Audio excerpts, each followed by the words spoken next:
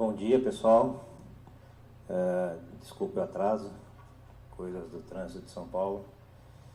E hoje me convidaram para falar um pouquinho aqui sobre avaliação pré-operatória. Eu sou lá do Hospital das Clínicas, a gente tem um serviço de avaliação pré-operatória grande, funciona em conjunto a clínica geral e a anestesiologia. A gente atende em média 700 a 800 pacientes por mês, e a gente também trabalha lá no ICESP, também um serviço de avaliação pré-operatória, também que atende em torno de 400 a 500 pacientes por dia. A ideia é vir aqui dividir um pouquinho da nossa experiência com relação à avaliação pré-operatória, o que a gente faz, por que a gente faz e o que a gente acha que é importante, tá? A ideia de passar nessa aula é por que realizar a avaliação pré-operatória, que exames a gente solicita, isso sempre é um questionamento importante, o que a gente chama de postulado lá, que é o roteiro que você tem que seguir para conseguir fazer uma avaliação pré-operatória bem feita. Para falar um pouquinho de algumas escalas de avaliação específicas de risco, mais relacionadas aos riscos mais prevalentes de complicação pós-operatória. A gente tem um conceito de que sempre que a gente identifica um risco, se eu tiver alguma estratégia protetora, que a gente chama alguma recomendação pré-operatória, isso tem que ser recomendado, isso tem que ser introduzido para o paciente, e o manejo de doenças comuns no pré-operatório. Então, por que a gente realiza essa avaliação pré-operatória? A gente interna o paciente para fazer uma cirurgia e a gente imagina que esse paciente a gente interna esse paciente para ir tudo bem, para você não precisar se preocupar com outras coisas. Mas tirando as complicações cirúrgicas, a incidência de complicação clínica pós-operatória é grande, em torno de 17%. Então, a gente vê que 1 a cada 6 pacientes que você opera tem uma complicação clínica, ou mais leve ou mais grave, e você consegue predizer esse paciente que vai ter complicação. Acho que esse é o primeiro ponto. É comum a gente estar lá e receber a avaliação. Quando a gente pede avaliação pré-operatória, você pede para um clínico, para um cardiologista, para alguém fazer a avaliação. E a resposta mais comum que ele te dá é sem contraindicação ao procedimento. Isso é suficiente? Depende do que você quer. Para dividir a responsabilidade sobre as complicações do paciente, se acontecer alguma coisa, é suficiente. Para o que a gente faz lá, a gente não aceita essa avaliação como uma coisa suficiente. A gente tem uma avaliação que se propõe a avaliar os fatores de risco, a compensar o paciente se ele estiver descompensado, a avaliar os riscos, a discutir a avaliação do risco-benefício com relação ao paciente. Então, se é um paciente que tem um risco um pouco mais elevado, a gente senta com a equipe cirúrgica e discute o risco-benefício para esse paciente e o que eu posso fazer no pré-operatório para diminuir esse risco, que a gente chama de estratégia protetora. Aqui é um trabalho que a gente fez lá no Hospital das Clínicas com 1000 pacientes. A gente foi olhar o que complicava mais. A principal complicação que tem é a complicação cardíaca, tá? Com 6,6%. O importante é que dessa complicação cardíaca, sempre que eu falo de complicação cardíaca, eu falo ou de isquemia miocárdica, ou de arritmia importante, ou de disfunção miocárdica. Essas são as principais complicações cardíacas. Mas quando a gente olha do que o doente morreu, do que é a mortalidade, 1,1% a mortalidade era de causa cardíaca. Então, o doente morreu de causa cardíaca de 1,1%. Mas 1,2%, o paciente morreu de causa não cardíaca, de outras complicações. O que isso mostra para a gente? O que o nosso ambulatório enxerga disso? Que se eu fizer uma avaliação do paciente única e exclusivamente do risco cardíaco, eu deixo de estimar mais ou menos 50% da chance que o paciente tem de morrer no pré-operatório. E essa chance não dá para deixar de ser estimada. Então a nossa avaliação é um pouco longa, complexa.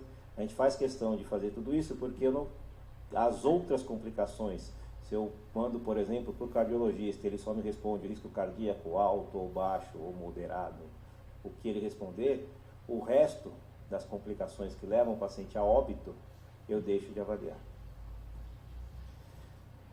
Além disso, o paciente morre não só do coração, apesar de ser a complicação mais prevalente. Então a gente tem aqui determinantes de mortalidade perioperatória. Você vê que, por exemplo, hepatopatia é o principal determinante de mortalidade perioperatória. Neoplasia tem uma mortalidade perioperatória muito grande, tá? Só o fato do paciente fazer cirurgia vascular arterial é um preditor de mortalidade importante em 30 dias. Então eu preciso fazer uma avaliação mais complexa. Para essa avaliação mais complexa, a gente definiu o que a gente chama de postulados, que são passos que a gente precisa seguir nessa avaliação pré-operatória para conseguir chegar no final dessa avaliação e achar que ela está bem feita, achar que ela está contemplando tudo o que precisa.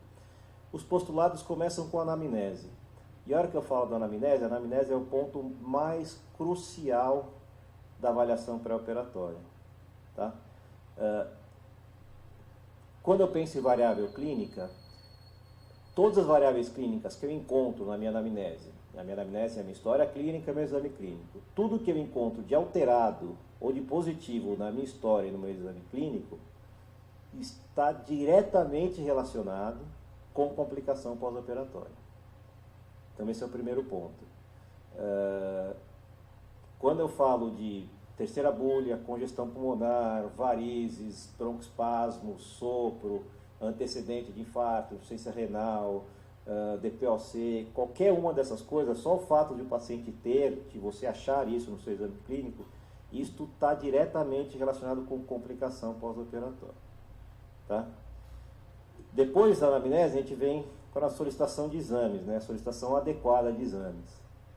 Aí quando a gente fala adequada, é nem mais, nem menos. É o que o doente precisa. Aí é que a gente briga um pouquinho. Este é um ponto bem controverso na literatura.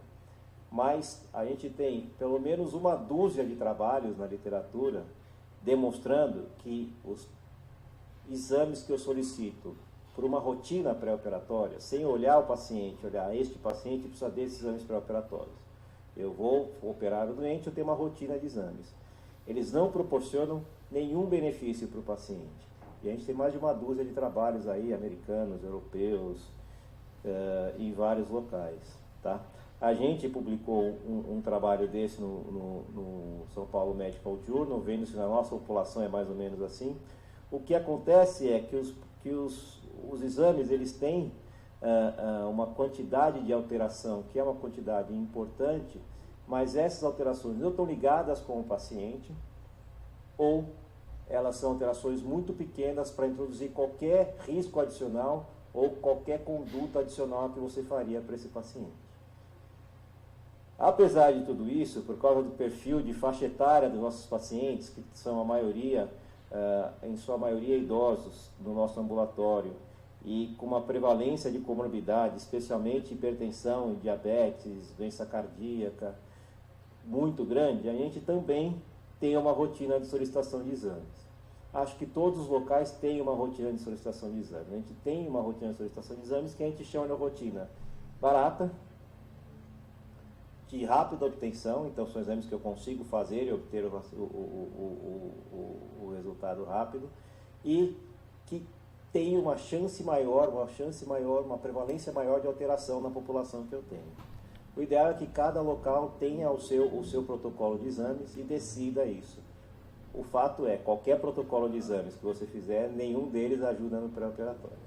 O ideal seria eu ver o paciente, definir o exame que eu preciso e solicitar. Para a gente, por exemplo, o doente chega já indicado a cirurgia, ele vem para a gente, se eu precisar pedir o exame depois da consulta ou depois da avaliação do leito, eu demoro, eu postergo a cirurgia dele. Então a gente tem uma rotina que contempla quase tudo. Então a nossa rotina é para o paciente que não tem comorbidades, se ele é abaixo de 40 anos, a gente pede um hematócrito, uma hemoglobina e um coagulograma. Só isso. Tá? Se ele estiver acima de 40 anos, eletrocardiograma, glicemia, sódio e potássio, hemograma, coagulograma e raio-x de tórax. Tá? O que a gente acha dessa rotina? É mais do que precisa. A gente também acha que não agrega segurança para o paciente realizar esses exames de rotina. Porém, a gente tem um grupo que é formado por anestesista, clínico, especialista, alguns, geriatra, cardiologista, etc., cirurgião, e todo mundo precisa estar confortável em cuidar do paciente. Então, se eu deixo de solicitar algum exame, qualquer pessoa dentro do grupo não está confortável de cuidar do doente desta maneira, não adianta eu não solicitar o exame, porque em algum momento alguém vai solicitar. Tá? E aí o ideal é que os pacientes que têm comorbidades, você solicite os exames definidos pela comorbidade. Então, por exemplo, diabetes, pensar em pedir eletrocardiograma, por causa da doença cardíaca, creatinina por causa da função renal, além da glicemia. Obesidade também, pensar em glicemia e doença cardíaca. Nefropatia, insuficiência cardíaca, pensar nos eletrólitos, porque tem uma alteração grande de eletrólitos, as medicações mexem muito com os eletrólitos. Hepatopatia, pensar em pedir exames para estimar o grau dessa hepatopatia, então bilirrubina, albumina é importante. Pacientes de anticoagulação, pedir o coagulograma também importante. E tabagista ou DPOC, pedir o raio-x de tórax. A hora que você olha aqui, parece pouco exame, né? Mas isso aqui a gente consegue resolver 90% dos casos que passam com a gente lá no hospital terciário. Exames mais específicos relacionados a alguns riscos específicos, vou falar um pouquinho mais para frente. Tá certo? Muito bem. Aí a gente começa pela avaliação dos riscos. Então a gente passou pela anamnese, pela solicitação adequada de exames, a gente vai começar a avaliação dos riscos, tá? A gente fala de avaliação geral dos riscos. A primeira avaliação que a gente faz é a avaliação da Sociedade Americana de Anestesiologia, o ASA. Acho que todo mundo conhece, tem domínio disso. A gente tem ainda uma discrepância entre o ASA que o anestesista dá para o paciente, que o clínico dá para o paciente, que o cirurgião dá para o paciente.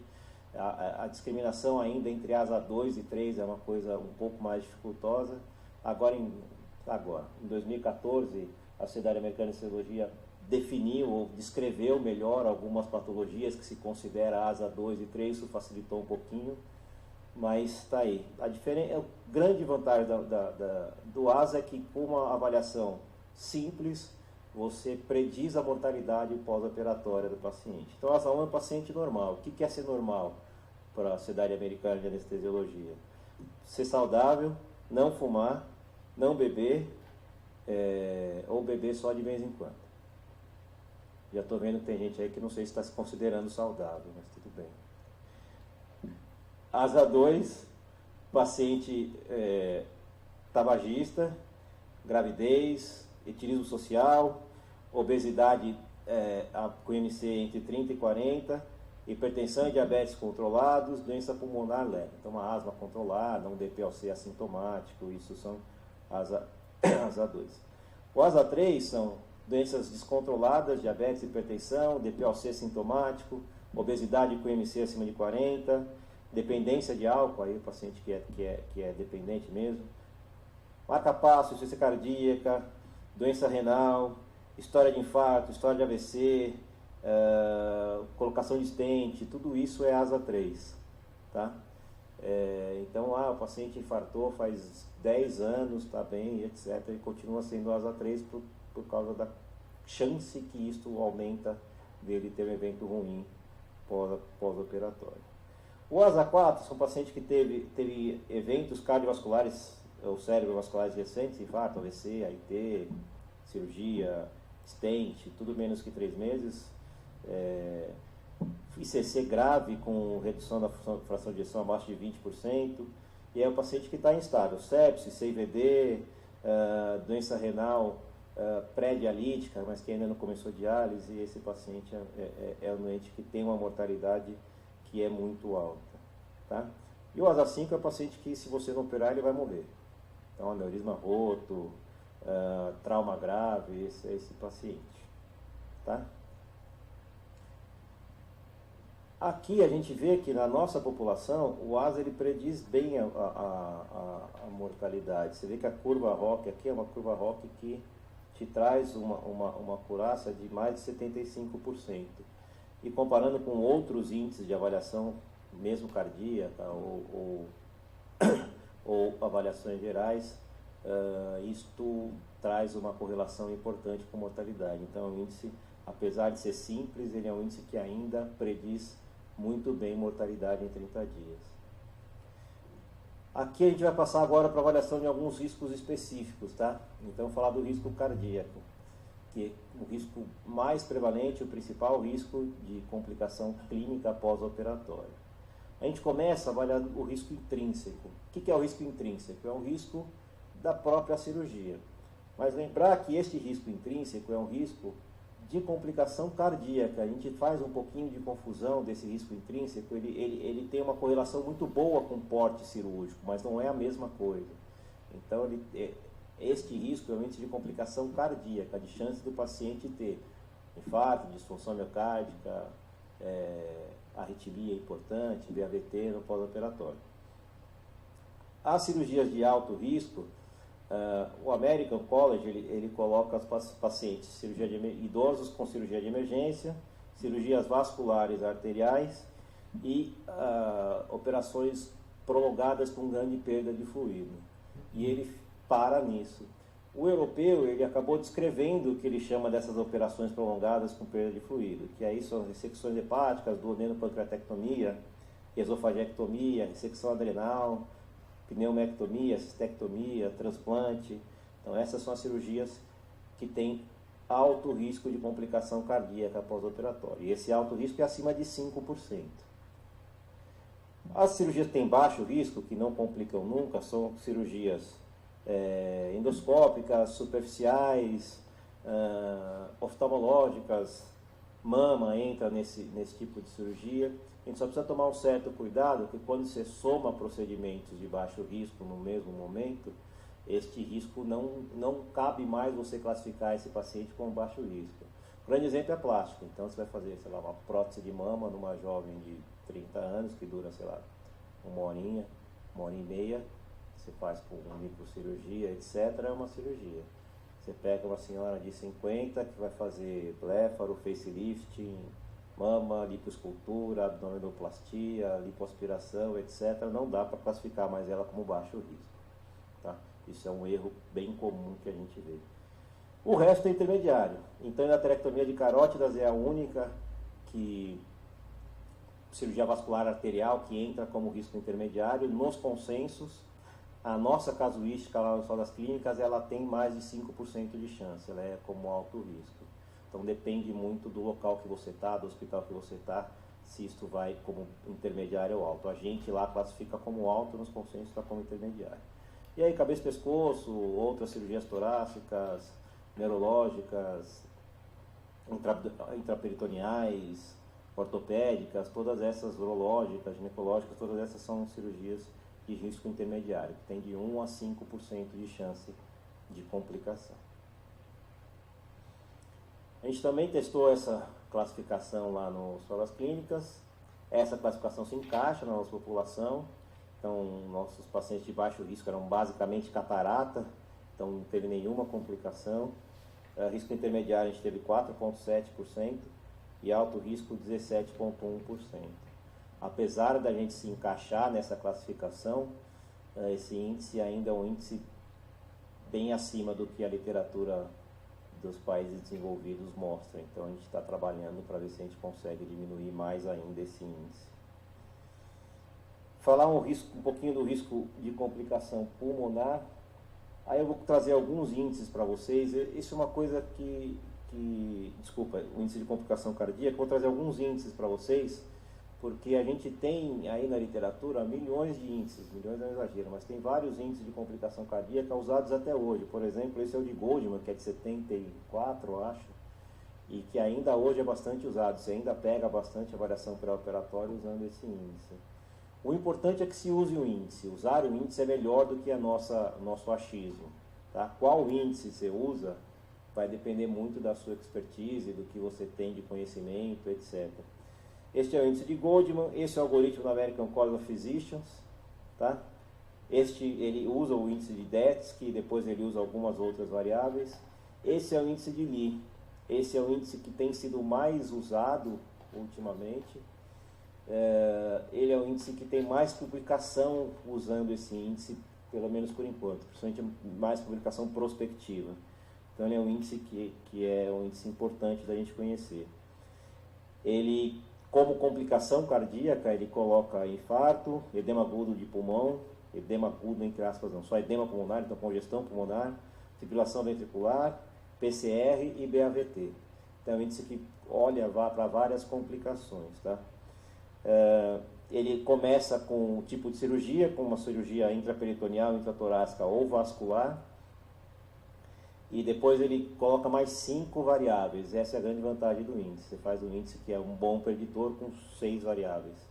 ICC, doença coronariana, aí doença coronariana, onda queda elétrica, história de vascularização, história de infarto, história de angina, qualquer coisa. Doença cerebrovascular, AVC ou ataque isquêmico transitório, diabetes em uso de insulina e creatinina pré-operatória acima de 2. Tá? E aí, o LI original, ele coloca como se o paciente tem nenhuma ou uma variável, como paciente de baixo risco, porque no trabalho original dele, ele conseguiu nesses pacientes o índice de complicação abaixo de 1%. Na nossa casuística, você vê, aqui é uma tese feita lá no nosso pré-operatório do Fábio Machado. Nessa tese, você vê que nossos pacientes com 2 variáveis de risco já tem quase mais de 6,5% de chance. Então, para a gente modificou um pouquinho a classificação desse risco como baixo risco por causa dessa incidência. Desculpa, que tem uma variável só. 2 variáveis já vai para 14% e 3 variáveis vai para 25%. Então, é uma chance muito grande de complicação na nossa população, diferente da população americana, que é o LI. E esse é o índice mais novo, na verdade, que tem um programa que chama National Surgical Quality Improvement, que é como se os hospitais eles se filiassem a esse programa, e para participar desse programa eles têm que ser acreditados. Então é como se fosse uma acreditação. Para isso eles precisam fazer e seguir esta avaliação pré-operatória e compilar esses dados. E aí em 2007 o Gupta foi lá e pegou um monte de dados retrospectivos, o número é absurdo, e ele foi tentar fazer um índice de complicação. E aí ele tem índice de complicação para todas as coisas, e para complicação cardíaca ele usou só infarto do miocárdio e parada cardíaca. Então, uma das coisas que a gente questiona esse índice é que ele deixa de avaliar outras coisas importantes, edema de pulmão, arritmia importante, mas é o mais novo. E a vantagem é que ele é fácil e ele é calculado pela internet. Tem um algoritmo difícil, não dá para você fazer isso na mão. Então ele usa pela idade, a idade é sequencial em anos, quanto maior os anos, maior o risco. A classificação da American Society of Anesthesiology, o valor da creatinina, a funcionalidade. Não sei se vocês estão acostumados com isso, mas hoje em dia avaliar funcionalidade no pré-operatório, especialmente idoso, é uma coisa praticamente mandatória. Então, se ele anda sozinho, se ele se banha sozinho, se ele se veste sozinho, se ele come sozinho, se ele anda pela casa sozinho, isso é importante, isso é um determinante importante de mortalidade pós-operatória. E a lista com procedimento, cada procedimento dos 21 da lista tem um peso. E aí você vai lá na internet e faz o cálculo. Este é o nosso algoritmo, ele é baseado um pouquinho na American Heart e no europeu. Esse algoritmo é uma decisão de solicitação de exame. A gente já pegou esse algoritmo e optou por usar esse algoritmo também como avaliação de risco. Então, como é que começa esse algoritmo? Primeiro, a cirurgia de emergência. Cirurgia de emergência é cirurgia de emergência, você vai e opera. Deu tempo de olhar antes você achou que tem alguma estratégia protetora, dá para fazer alguma coisa, você faz alguma coisa. Se não, você vai ver no pós-operatório o que você vai fazer. Depois você vai ver se o paciente tem alguma cardiopatia descompensada. O que a gente chama de cardiopatia descompensada? São cardiopatias que, se o paciente tiver no pré-operatório, a chance dele ter complicação é muito alta. Alta suficiente para eu interromper a programação cirúrgica, tratar a condição cardíaca, para depois voltar a pensar na condição cirúrgica. O que é isso? Ciência coronariana aguda, então angina instável, angina progressiva, angina classes funcionais avançadas, CCS3 e 4, infarto recente, menos que 30 dias, revascularização recente. Tudo isso primeiro eu vou olhar a parte cardíaca, depois eu penso na cirurgia. Ciência cardíaca também, classes avançadas, classe 3 e 4, ciência cardíaca progressiva. Arritmias graves, então lembra que a gente sempre pensa em arritmia grave, vem na nossa cabeça lá o ACLS, arritmia com instabilidade hemodinâmica. Não, é arritmia que vai ter alguma repercussão hemodinâmica que não necessariamente seja estabilidade. Então, por exemplo, coisas que a gente acha relativamente simples, por exemplo, FA com uma frequência acima de 100 batimentos por minuto, já aumenta a chance de complicação. Então, bloqueios avançados, bloqueio de segundo grau, bradicardia com frequência abaixo de 40, tudo isso é considerado arritmia grave. Tá? E valvopatia severa. Então, valvopatia severa são valvopatias graves. As insuficiências, insuficiência mitral, insuficiência aórtica, a gente leva muito pela classe funcional, pela classificação da insuficiência cardíaca que isso levou.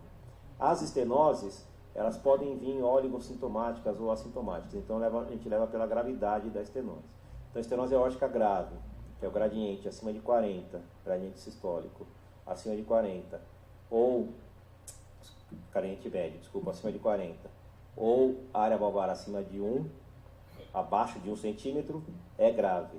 Esse doente você precisa mexer na válvula antes. Mitral também, área mitral abaixo de 1 centímetro, e 1 centímetro cúbico, e gradiente acima de 20, também é grave. Então, esses pacientes precisam mexer na válvula antes.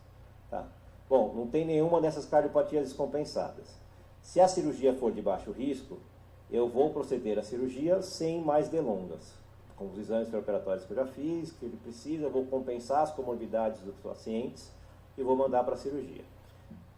Importante aqui, o compensar as comorbidades, ficou meio solto aqui, mas é importantíssimo eu compensar a comorbidade do paciente antes. Porque se ele for para qualquer procedimento de baixo risco, seja ele uma catarata, tiver hipertenso, tiver com broncoespasmo, tiver com glicemia muito alta, esse paciente você vai suspender a cirurgia dele e não vai fazer, mesmo que seja sedação, mesmo que seja uma cirurgia pequena. Então tem que controlar as comorbidades. Tá? Bom, esses pacientes controlam a comorbidade e operam. Se o paciente tem uma capacidade funcional boa, eu também não preciso ficar pensando em fazer mais avaliações cardíacas e posso operar esse paciente. O que é uma condição cardíaca boa? Esse é o grande ponto. A gente chama de acima de 4 METs, equivalente metabólico, acima de 4 equivalentes metabólicos, sem sintoma, a gente chama isso de condição boa. O que são 4 METs? Caminhar a 6,4 km por hora ou correr curta distância. Não sei, alguém já tentou colocar na esteira a 6,4 km por hora? É bastante, é rápido, né? Então é andar rápido quase trotando. Principalmente para quem é mais baixinho, para idoso, é quase trotando realmente. Ou subir 2 lances de escada sem sintoma. 2 lances de escada são 2 andares, tá? Então a gente, quando for estudar isso, a gente for ver o trabalho que levou isso, etc. Eles descrevem um lance de escada. Então, um lance de escada é os degraus, platô e os degraus. Tá? Isso é um lance. Então, 2 lances equivalem a 2 andares de escada. Então, se o paciente conseguir fazer isso sem sintoma limitante, sem ter que parar na metade, você faz a cirurgia sem pensar em mais investigações cardíacas. Tá? Da onde vem isso? O único trabalho que tem melhorzinho sobre isso, ele pegou 600 pacientes lá no Veterans Affairs, perguntou para esses pacientes se eles subiam 2 lances de escada ou andavam 4 quarteirões sem limitação e foi ver o que aconteceu de complicação cardíaca com esses pacientes. Tá? Quem tinha uma boa capacidade tinha uma chance quase 2 vezes menor, ou quem tinha capacidade ruim tinha uma chance 2 vezes maior de complicação, e quem tinha uma capacidade ruim tinha uma chance 5 vezes maior de complicação isquêmica, de isquemia miocárdica. Então, e a incidência de quem tem a boa capacidade, incidência de isquemia miocárdica perioperatória foi muito baixa. Então, isso deixa um pouco tranquilo. A gente está montando um estudo agora nas nossas clínicas para relacionar VO2, METs medidos na esteira, no ego espirométrico, com o paciente subir escada, com ele andar, para ver o que a gente vai encontrar, para ver se esta relação deixa a gente tão tranquilo mesmo. Muito bem, se a capacidade funcional é baixa, abaixo de 4 METs, eu vou olhar os fatores de risco de vir, tá? Então, aí diabetes insulino dependente, creatinina acima de 2, doença arterial coronariana, doença cerebrovascular e insuficiência cardíaca, tá? A gente lá usa diabetes ponto, diabetes lato sensu. Por quê? Porque o doente chega, na nossa realidade, o doente chega para a gente que ele já tem ou lesão de órgão-alvo ou já deveria estar usando insulina. Muitas vezes a gente introduz insulina. É impressionante no nosso ambulatório SUS, o quanto desses pacientes chegam descompensados. Então, pelo nosso índice de complicação ser muito maior do que o índice geral, a gente acaba usando diabetes lato sensu. Mas no ULI é diabetes usando insulina, tá? Se o paciente tem nenhum fator de risco, ele tem baixo risco, menos de 1% de chance de complicação. Se ele tem um ou dois fatores de risco, ele tem um risco moderado, em torno de 11% de complicação. E se ele tiver 3 ou mais fatores de risco de LI, ele tem um alto risco, uma chance aí de 25% de complicação cardíaca. Bastante, né? Bastante coisa. E aí, como isso era um algoritmo de decisão de pedir teste não invasivo, a gente pede teste não invasivo se for mudar a conduta.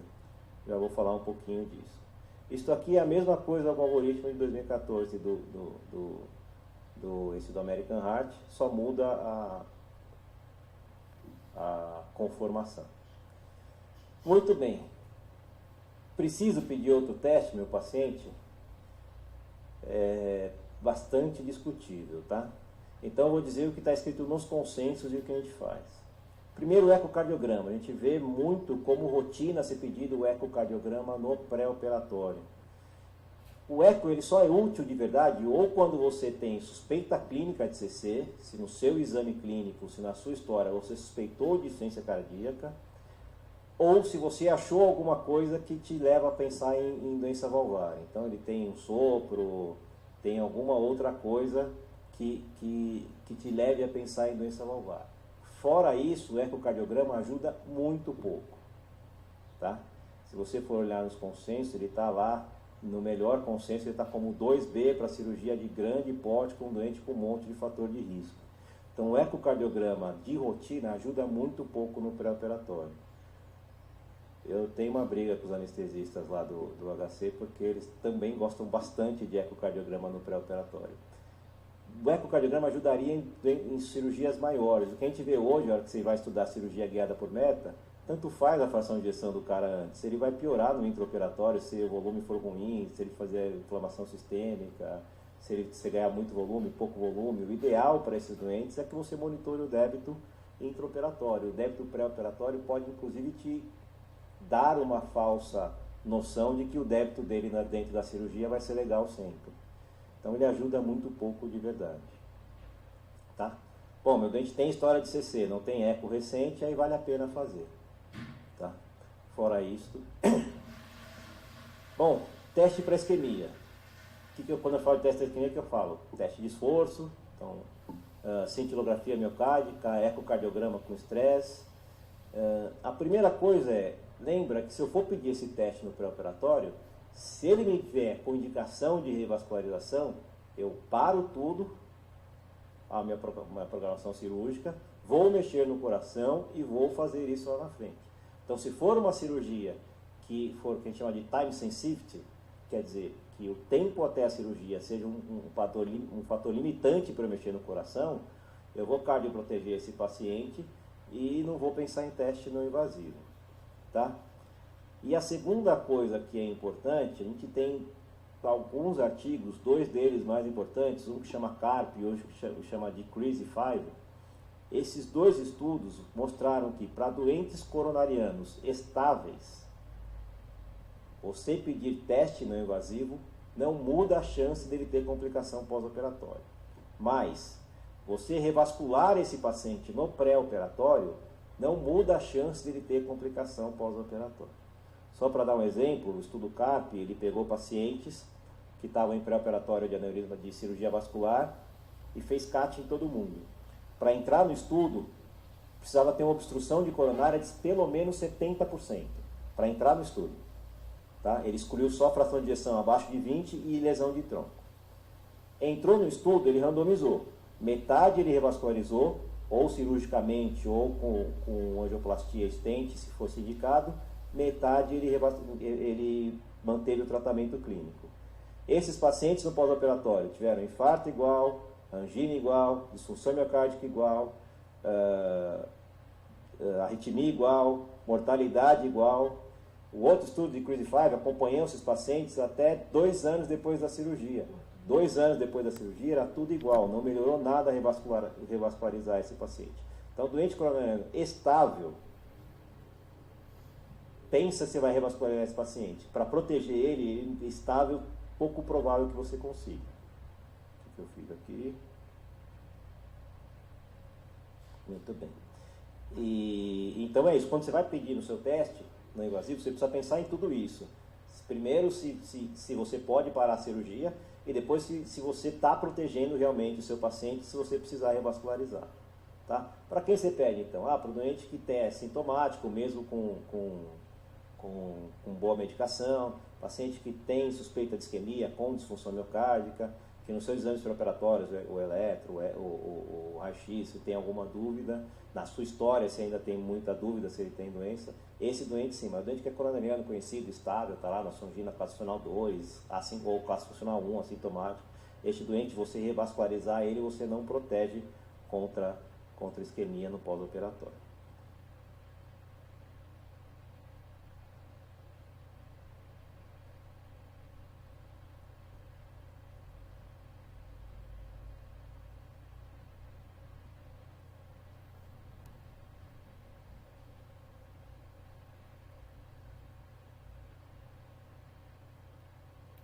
Seus exames pré-operatórios, o eletro, o raio-x, se tem alguma dúvida, na sua história se ainda tem muita dúvida se ele tem doença, esse doente sim, mas o doente que é coronariano conhecido, estável, está lá na sua angina classificacional 2, assim, ou classificacional 1, assintomático, este doente, você revascularizar ele, você não protege contra isquemia no pós-operatório.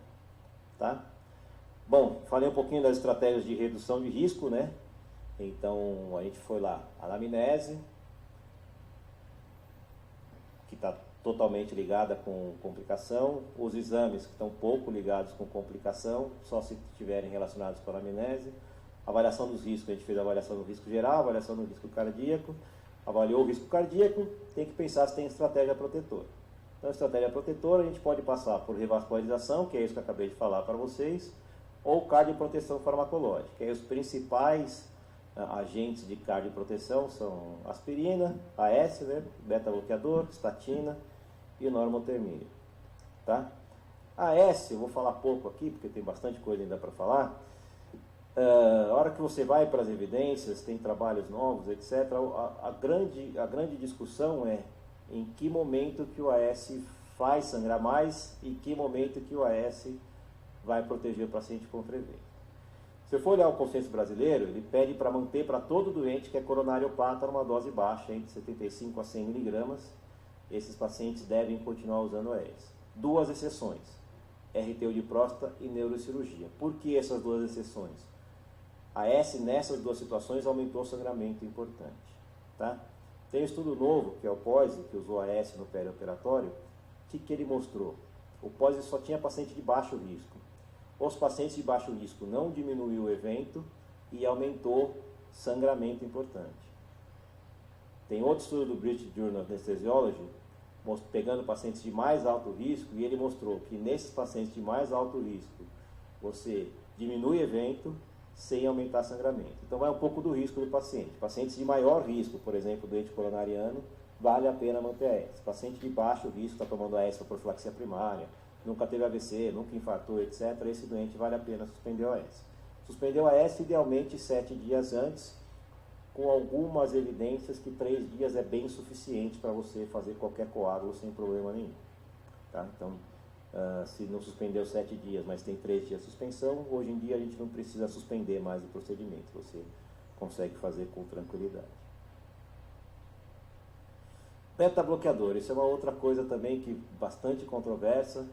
O grande problema dos estudos de beta-bloqueador é que os estudos são muito heterogêneos com relação à dose de beta-bloqueador e com relação ao momento de introdução do beta-bloqueador e com relação ao risco, o padrão de risco dos pacientes.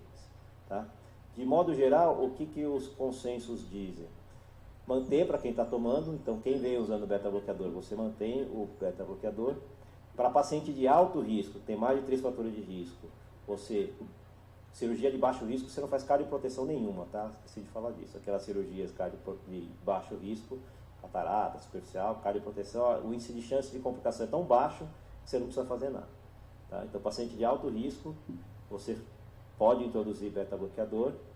Pacientes com 2 fatores de risco, pelo menos, então risco intermediário e cirurgia de médio e alto risco, é discutível, mas ainda acho que vale a pena dar beta-bloqueador.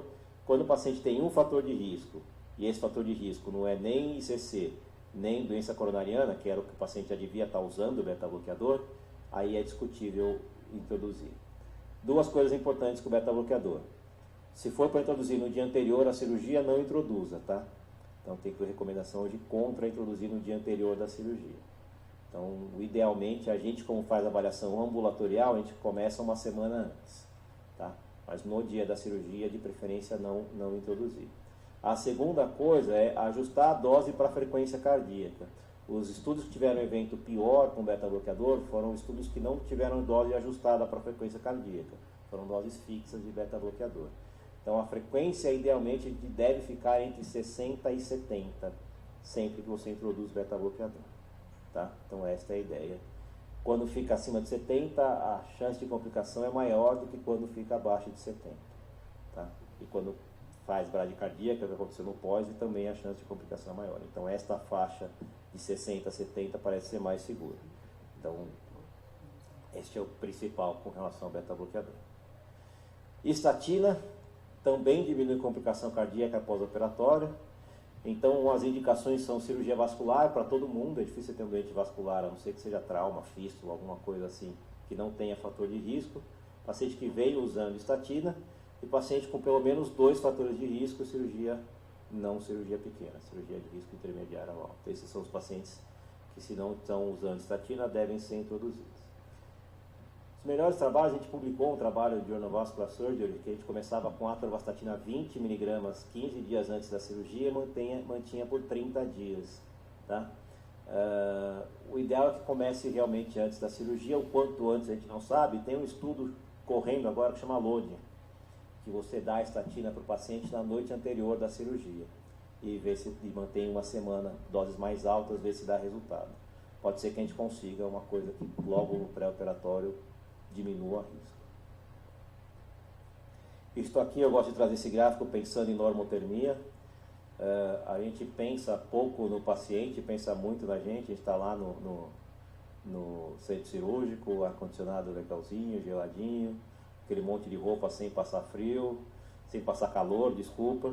E aí a hora que eu vejo os pacientes que têm hipotermia comparado com o paciente que mantém a normotermia, aumenta a chance de infarto, aumenta a chance de arritmia grave, taquicardia ventricular, aumenta a chance de parada cardiorrespiratória, aumenta a chance de alteração de eletro. Então é uma coisa que a gente vê pouco no perioperatório, às vezes toma pouco cuidado com isso, mas é importante monitorar e manter a normotermia desse paciente com a intenção de diminuir a chance de complicação cardíaca. Tá? Muito bem, vou falar um pouquinho das outras complicações agora. A gente deixou bastante tempo para ser cardíaca, porque é a principal. Vamos falar um pouquinho das outras. Falar um pouquinho do pulmão agora. A frequência é mais ou menos igual a de complicações cardíacas, só que a dificuldade é de saber realmente a prevalência, porque a definição de complicação muda muito nos trabalhos. Então eu comparo desde broncoespasmo leve até ventilação mecânica prolongada, que são complicações do ponto de vista de importância clínica muito diferentes, elas podem aparecer no mesmo estudo como complicação. Tá? Mas lembrar que a complicação pulmonar é importante, então quem tem insuficiência respiratória no pós-operatório tem uma chance de 26% de morrer em 30 dias, isso é muita coisa. Tá? Ela é a complicação que mais impacta no custo hospitalar, porque ela aumenta muito o tempo de internação, em média 2 semanas. Tá? Então é uma complicação extremamente importante.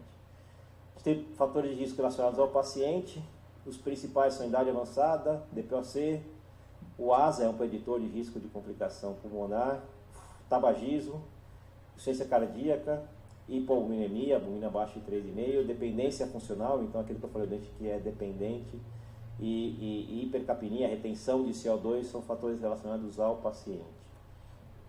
A cirurgia, o local da cirurgia é importante, tá? Especialmente cirurgia abdominal alta, cirurgia torácica, neurocirurgia, cabeça e pescoço e cirurgia de emergência, tem um índice de complicação bem grande. O tipo de anestesia que você vai usar, tá? Se é anestesia geral, anestesia, se é bloqueio, se é sedação ou superficial, cada uma delas com menos complicações. E uso de curare de longa duração, hoje em dia quase não se usa mais, mas de vez em quando você ainda vê algumas coisas assim, aumenta bastante a chance de complicação. Você vai medir o índice de correlação do paciente 72 horas depois, ele ainda está lá com o índice de correlação presente nessas medicações. E a duração da cirurgia, acima de 3 horas, também aumentando o risco. Tá? Outros fatores de risco que pouca gente discute hoje, mas que estão emergindo, são a apneia obstrutiva do sono. Então, comparando pacientes que têm pelo menos 4 desaturações de 10% para 1%, e hipertensão pulmonar também como fator de risco importante para a complicação pulmonar. Bom, então a gente sabe os fatores de risco, geralmente a gente usa algum índice para se pautar. Tá?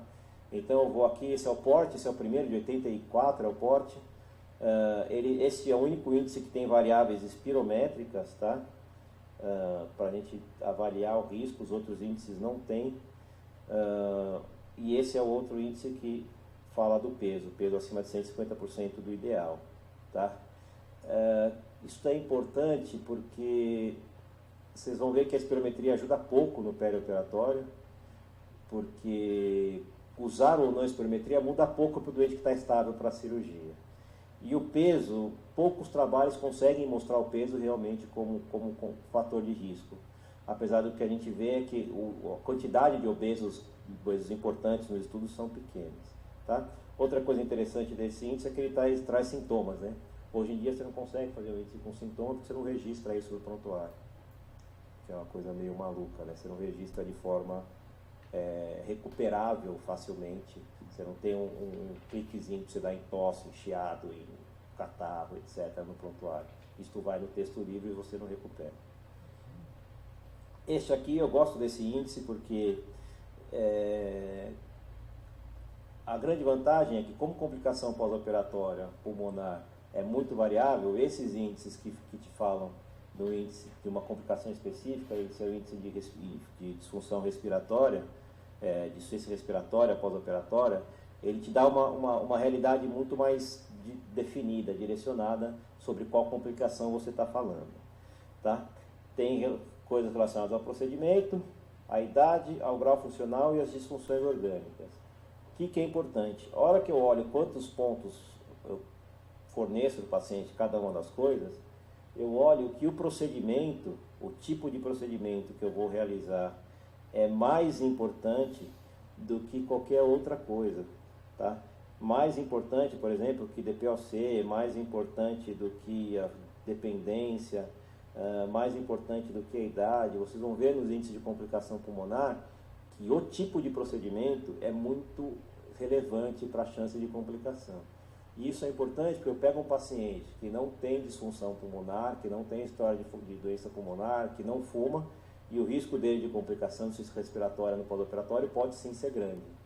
Então passa desapercebido se eu não usar o índice. Esse aqui é o índice de pneumonia, chance de pneumonia no pós-operatório. De novo, o tipo de procedimento tendo importância maior do que tabagismo, DPOC ou outras coisas importantes. Tá? E aqui uma outra coisa importante, idade também com um fator de risco importante para a pneumonia no pós-operatório. Tá? Este aqui é o índice que a gente chama de índice de Canetti, que é o índice de complicação. Diferente dos outros, esse índice é o índice geral, que ele vê complicações gerais, broncoespasmo, hipoxemia, telectasia, derrame pleural, tudo ele viu. Tá? E de novo, a hora que a gente vai olhar, a idade do paciente, o tipo de procedimento, a duração do procedimento são as coisas que mais impactam na chance do doente ter complicação pulmonar pós-operatória. Tá? Bom, o doente tem chance de complicação, o que eu faço para ele de estratégia protetora? Não tem indicação de fazer espirometria ou gasometria de rotina no pré-operatório, a não ser que isso vai te ajudar a estratificar o doente para a doença pulmonar dele ou ajustar a medicação do paciente para a doença pulmonar dele. Se isso não for acontecer, não tem por que pedir, tá? Parar o tabagismo. Sempre a ideia é parar o tabagismo. Quanto tempo antes, tem um monte de discussão para saber quanto tempo antes. Parece que 8 semanas é o tempo ideal, tá? No nosso ambulatório a gente definiu mandar todo mundo parar de fumar pelo benefício a longo prazo. Mas quem para de fumar num período inferior a 8 semanas tende a ter mais complicação do que quem continua fumando, tá? Mas a gente recomenda para todo mundo, o tempo ideal são 8 semanas. Se o doente tem doença pulmonar, eu preciso ver se ele está compensadinho. Se ele não está compensadinho, eu trato ele até ele ficar compensado antes da cirurgia. Fisioterapia, ideal é começar no pré-operatório, se for possível. E se eu tenho um paciente que ainda está sintomático, apesar de estar muito bem medicado, ou que eu não tenho tempo de compensá-lo, eu posso usar corticoide para ele no perioperatório, usando prednisona, por exemplo, meio miligrama por quilo, começando 3 dias e mantendo mais 3 no pré-operatório, mantendo aí mais 2 ou 3 dias no pós-operatório. Tá bom? No intraoperatório, se for possível, diminuir o tempo do cirúrgico. Se for possível usar bloqueio, usar bloqueio. Se for possível usar a via laparoscópica, usar a via laparoscópica, que é a via que tem menos complicação pulmonar. E aí ainda poucas evidências, basicamente ainda discutir qual paciente merece recrutamento para o perioperatório. Se são todos, se são alguns pacientes específicos, essa é a grande discussão, mas é uma manobra que vem se mostrando importante para diminuir complicação no pós-operatório. No pós, de novo, fisioterapia com respiração profunda, aí principalmente pressão positiva, ajuda bastante, tá? Então, você fazer fisioterapia com CPAP é importante. Controle da dor, então o controle da dor tem que ser rigoroso, se precisar usar catéter, se precisar peridural, se precisar usar PCA, o ideal é que mantenha o controle importante da dor, tá? E, de novo, se o paciente já estiver sintomático, usar corticoide no pós-operatório. Muito bem, vamos falar um pouquinho do rim agora.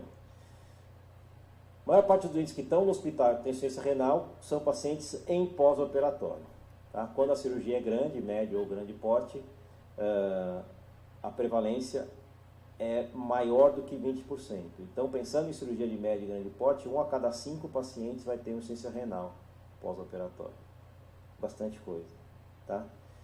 O que a gente não percebe, porque o doente não morre às vezes de insuficiência renal, ele morre de falência múltipla de órgãos, ele faz outras complicações por causa da insuficiência renal, etc., é que a chance do paciente que tem insuficiência renal aguda no pós-operatório morrer em 30 dias aumenta muito.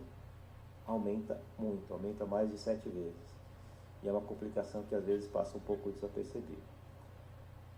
Aí eu vou colocar alguns índices para vocês. Então, por exemplo, este aqui é o índice de risco renal, que ele já leva o paciente que já tem um clínico abaixo de 30, ou creatinina acima de 2 para alto risco.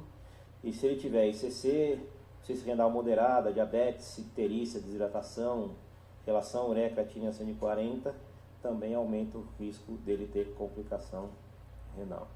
Esse é o índice do Keter-Palmer, ele é um retrospectivo, ele também tem mais de 100 mil doentes, é um índice bem importante. Eu gosto dele porque ele tem várias coisas e ele consegue te dar uma ideia de insuficiência renal importante. O desfecho nesse estudo era aumento de 2 miligramas por decilitro na creatinina. Então, se aumentar 2 miligramas por decilitro na creatinina, é um desfecho muito importante. Tá? Então, a cirurgia intraperitoneal, insuficiência renal, ascite, insuficiência cardíaca, cirurgia de emergência, idade acima de 56 anos, hipertensão. Nesse estudo ele mostrou que o homem tinha mais risco de ter complicação renal e a presença de diabetes. Tá? Até 3 fatores de risco, a incidência ainda era baixa, abaixo de 1%. A partir disso começa a aumentar bastante, até o paciente que tem 6 fatores de risco ter quase 10% de chance de aumentar 2 pontos na creatinina. Esse é um índice bem importante. Tá? O que eu faço com o doente que tem risco renal? A gente sempre fala de evitar hipotensão, evitar hipovolemia. Escrever isso na avaliação parece ridículo, né? Para o anestesista eu entendo que é muito ridículo, mas tem um monte de gente que vai cuidar do doente, tá? Então, para o cirurgião lá na frente é importante colocar que ele precisa manter a volemia, que ele precisa não usar anti-inflamatório, que precisa corrigir as doses do antibiótico, que ele controlar o diabetes é importante, que monitorar no pós-operatório função renal, eletrólitos, Às vezes, nos casos com mais risco, fazer V-balanço, etc., isso é importante. Tá? Coisas que se fazia antes, manitol, furosemida, dopamina, nada disso ajuda, tá? O que ajuda é manter a volemia e corrigir o resto das coisas. Deixar de dar anti-inflamatório, corrigir antibiótico, é isso que ajuda. O resto ajuda muito pouco. Bom, falar um pouquinho de tromboembolismo venoso, então TVP e TEP, tá? Qual a importância disso? É a maior causa de morte evitável em paciente internado. Tudo que se fala de qualidade e segurança do paciente se fala em tromboembolismo venoso. 10% das mortes hospitalares são secundárias à embolia de pulmão e 1% de todos os pacientes internados, admitidos no hospital, morrem de embolia de pulmão. Tá? Tem um estudo que chama Endorse, que ele foi avaliar se os pacientes que tinham indicação estavam recebendo ou não profilaxia para TVP, e ele viu que 50% dos pacientes que tinham indicação de profilaxia de TVP não estavam recebendo. Estou pensando só no doente internado, sem pensar em profilaxia estendida, etc. O risco de TEV depende principalmente da idade do paciente, do tipo de cirurgia e dos fatores de risco. Tá? Fator de risco tem uma listinha pequena de fator de risco. Então, AVC, neoplasia, o fato do paciente usar catéter central é fator de risco, se ele está na UTI é fator de risco, doença inflamatória intestinal, doença respiratória, gravidez, puerpério, história prévia, infarto, ICC, infecção, paresia ou paralisia de membros inferiores, quimioterapia, hormonioterapia, reposição hormonal, uso de anticoncepcional, tabagismo, varizes, tudo isso é fator de risco. Este é o algoritmo que a gente usa lá no pré-operatório, a gente chama isso do algoritmo brasileiro, porque é usado em muitos hospitais do Brasil, apesar de não ter sido uma validação. Foi publicado no 8º ACCP. Então, basicamente, desse lado aqui, a gente pega os pacientes com cirurgias de baixo porte, então cirurgias rápidas, duração pequena, internação curta, pouca restrição de mobilidade. Então, cirurgia endoscópica, laparoscópica, lembra laparoscópio rápida, não vale IGPD, não vale colectomia laparoscópica. Tá? Superficial, oftalmológica, todos esses pacientes, independente da idade do fator de risco, são de baixo risco. Tá? Do outro lado aqui, eu tenho as cirurgias de alto risco, que são cirurgias que, independente dos fatores de risco e da idade do paciente, são cirurgias que têm uma incidência alta de TVT e TEP, tá? Que são artroplastia de quadril, artroplastia de joelho, fratura de quadril, cirurgia oncológica curativa. Tá? Essas cirurgias são de alto risco, independente da idade e do fator de risco do paciente. Tá? Não consigo apagar mais. O resto você vai pela idade. Abaixo de 40 anos, sem fator de risco, baixo risco. Com fator de risco, risco intermediário. Entre 40 e 60 anos, sem fator de risco, risco intermediário. Com fator de risco alto. E já acima de 60 anos, são pacientes que são de alto risco. Esse aqui é um outro score, que é o score de Caprini, tem sido bastante usado, é o que saiu no último consenso, do último ACCP. Ele é um score menos intuitivo que o primeiro. O primeiro você olha para o paciente e já consegue estimar o risco. De Caprini você precisa lá somar os pontos. Mas também entra a idade, o tipo de cirurgia e aí outros fatores de risco que são aqueles mesmos. Obesidade, gravidez, uso de anticoncepcional, neoplasia, imobilização, catéter venoso central, história prévia, tudo são basicamente as mesmas variáveis que a gente viu no outro índice. Tá? Muito bem, nesses índices eu divido o paciente em risco baixo, moderado e alto. Baixo, deambulação precoce sem muitas outras coisas. Tá? Risco intermediário, eu vou usar a heparina não fracionada 5.000 duas vezes, ou enoxaparina 20 mg, ou dalteparina 2.500 unidades, ou fondaparina 2,5 mg. Tá?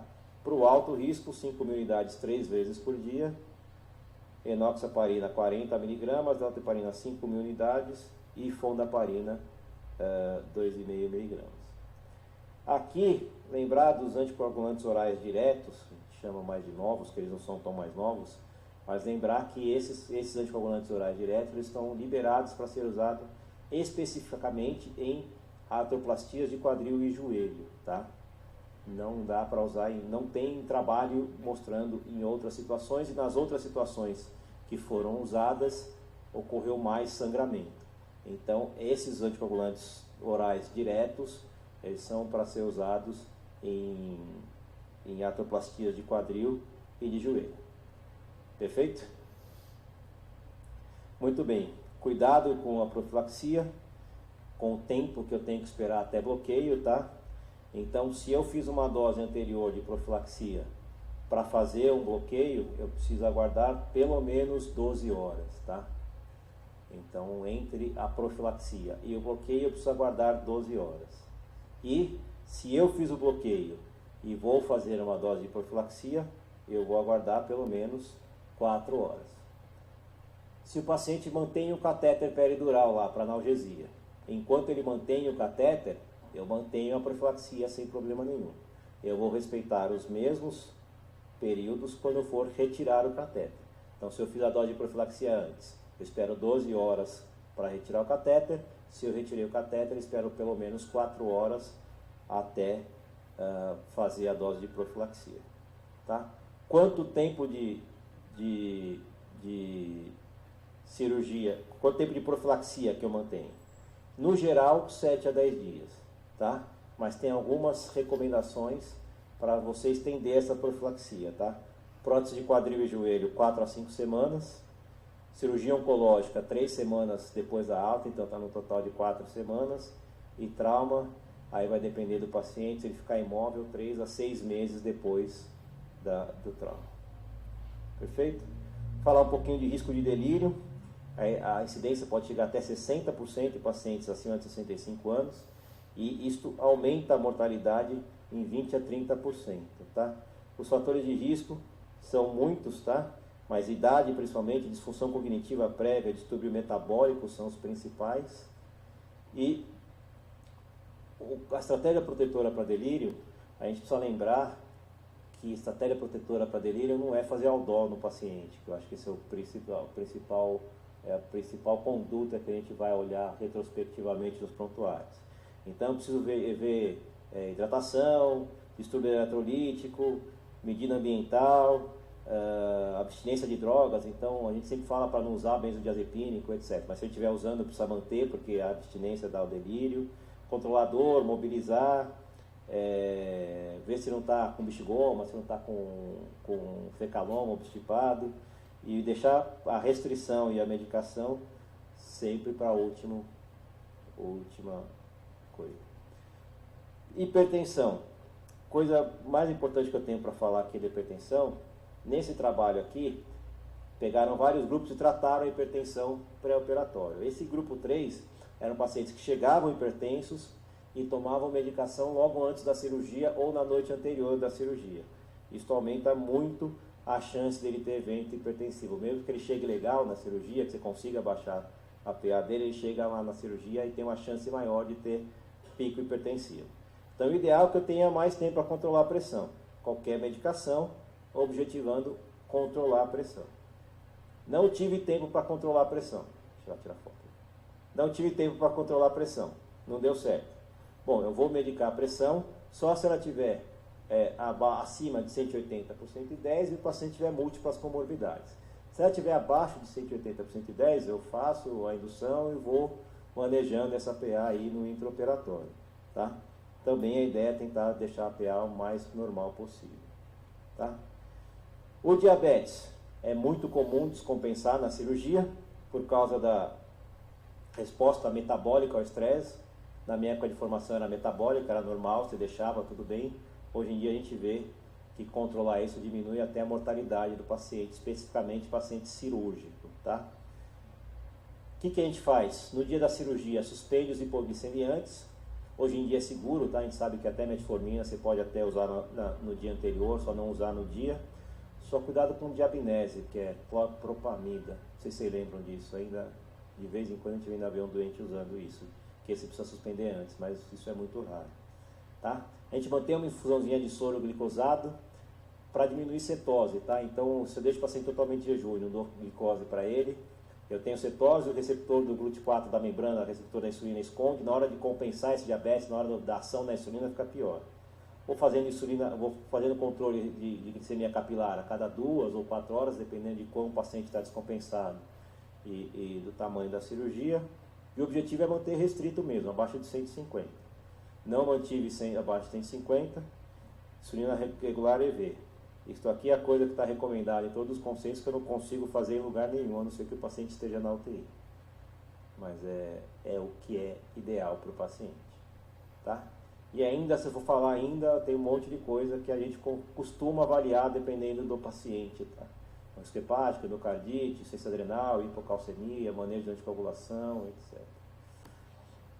Só lembrar que cuidado perioperatório depende muito de um conjunto, tá, de fatores para isso acontecer melhor. Então, a ideia dos nossos serviços lá é ter uma combinação melhor entre cirurgião, anestesista, o clínico, hospitalista, a UTI, para a gente conseguir fazer uma avaliação pré-operatória que estima todos os riscos de complicação, planejar acompanhamento, fazer estratégias protetoras intra, pré e pós-operatórias, fazer a vigilância das complicações mais importantes para aquele paciente e fazer o diagnóstico precoce dessas complicações. Perfeito? Acho que era isso. Aqui eu tenho alguns contatos, se alguém quiser alguma dúvida, entrar em contato, quiser conhecer o serviço, ter evidências, literatura, etc., tá aí. Tá bom?